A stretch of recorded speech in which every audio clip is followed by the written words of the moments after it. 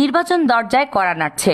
একটি নির্বাচিত সরকার আসবে, নতুন প্রধানমন্ত্রী শপথ নেবেন, কিন্তু সবার মনে এখন একটাই প্রশ্ন, তারপর ডক্টর মোহাম্মদ ইউনূস কোথায় যাবে, যিনি জাতির ক্রান্তি লগ্নে হাল ধরেছিলেন। নির্বাচনের পর তিনি কি অবসরে যাবেন, নাকি তার জন্য অপেক্ষা করছে আরো বড় কোনো মিশন? এবার সেই রহস্যের জট খুলল ঢাকার রাষ্ট্রীয় অতিথি ভবন যমুনায়, এবং উত্তরটা এলো অত্যন্ত নমনীয় ভাবেই।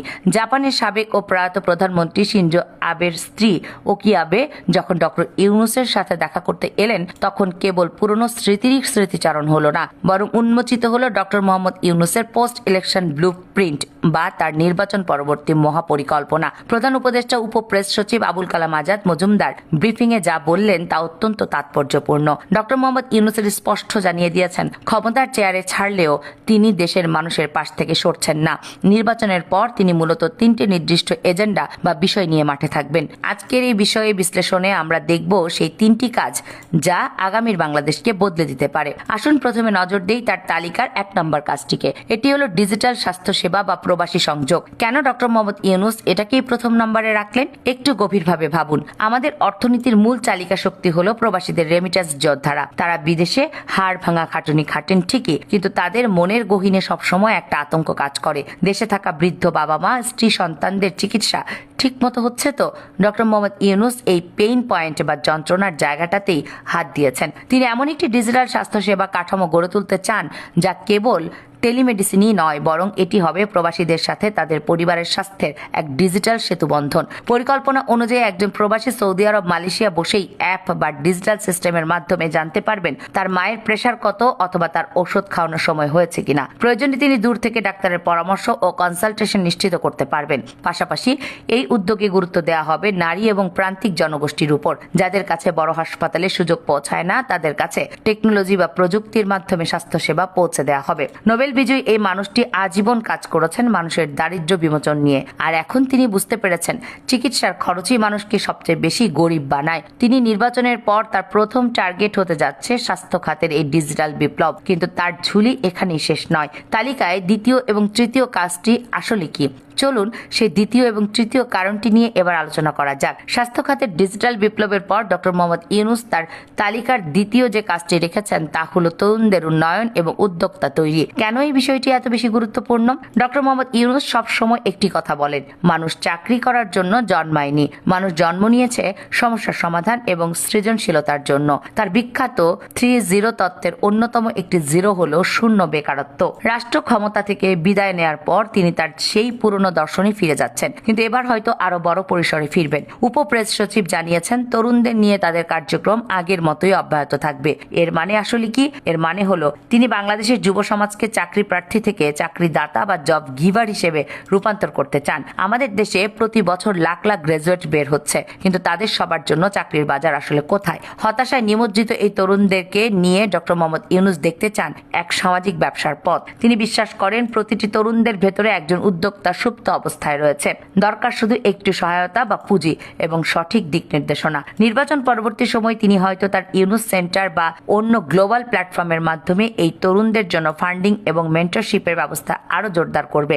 জুলাই বিপ্লবে আমরা দেখেছি তরুণদের শক্তি। ডক্টর মোহাম্মদ ইউনূস সেই শক্তিকে এখন অর্থনৈতিক শক্তিতে রূপান্তর করতে চান। তিনি চান তরুণদের আর বিসিএস বা সরকারি চাকরির পেছনে না দৌড়ে নিজেরাই ছোট ছোট ব্যবসা এবং স্টার্ট আপ গড়ে তুলুন, যা কেবল তাদের নিজেদেরই নয় বরং দেশের অর্থনীতিকেও চাঙ্গা করে তুলবে। এবার আসা যাক তার তালিকায় তৃতীয় কাজটির দিকে।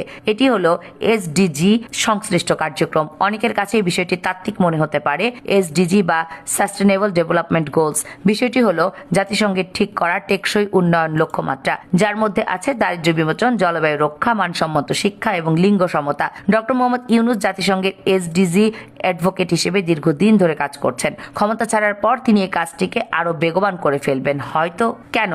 কারণ তিনি জানেন উন্নয়ন মানে শুধু বড় বড় ফ্লাইওভার বা দালান কোঠা নয়। আসল উন্নয়ন হলো পরিবেশ রক্ষা করে বৈষম্য কমিয়ে মানুষকে সাথে নিয়ে এগিয়ে যাওয়া। তিনি বিশ্বমঞ্চে বাংলাদেশের কণ্ঠস্বর হিসেবে কাজ চালিয়ে যাবেন, যাতে এসডিজি অর্জনে বাংলাদেশ পিছিয়ে না পড়ে। বিশেষ করে জলবায়ু পরিবর্তনের ফলে বাংলাদেশ যে ঝুঁকির মুখে আছে তা দিয়ে তিনি আন্তর্জাতিক মহলে সোচ্চার থাকবেন। অর্থাৎ তিনি সরকারের সাথে না থাকলেও রাষ্ট্রের উন্নয়নের চাকা সচল রাখতে ছায়া অভিভাবক হিসেবে কাজ করে যাবেন। কিন্তু এই সবকিছুর মাঝেই হঠাৎ জাপান সফরের ঘোষণা ঘোষণা দিলেন কেন তিনি?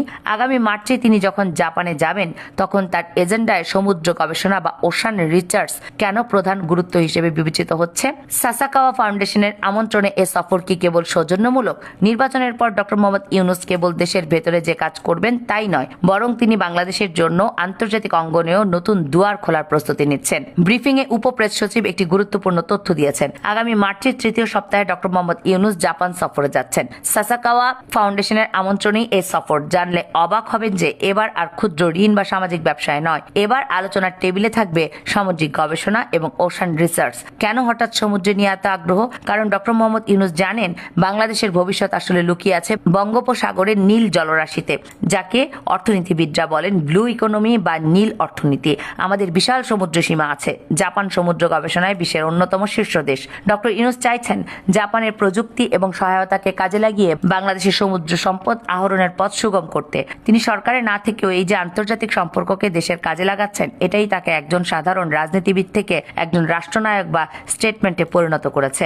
সাসাকাওয়া ফাউন্ডেশনের সাথে তার এই বৈঠক হয়তো বাংলাদেশের জন্য সমুদ্র গবেষণার নতুন দিগন্ত খুলে দেবে। জলবায়ু পরিবর্তন, মৎস্য সম্পদ এবং সমুদ্রের খনিজ আহরণ সব ক্ষেত্রেই জাপানের সহযোগিতা আমাদের জন্য গেম চেঞ্জার হতে পারে। অর্থাৎ নির্বাচনের পর ডক্টর ইউনূস তার কাঁধ থেকে রাষ্ট্রীয় দায়িত্বের ভার নামিয়ে ফেললেও দেশের প্রতি তার দায়িত্বের ভার তিনি নামাচ্ছেন না। স্বাস্থ্য, তারুণ্য এবং সমুদ্র, এই তিন ফ্রন্টে তিনি কাজ করে যাবেন একজন নিরলস কর্মীর মতো।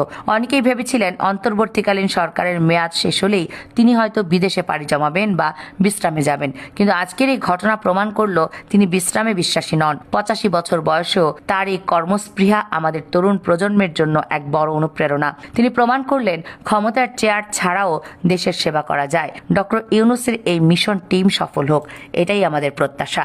কারণ দিন শেষে তার প্রতিটি উদ্যোগের সুফল ভোগ করবে এই দেশের 18 কোটি মানুষ।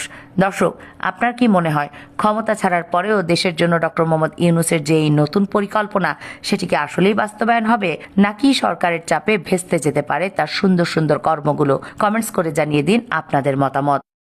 কামরুন নাহার, রাখি, কেএনআর মিডিয়া।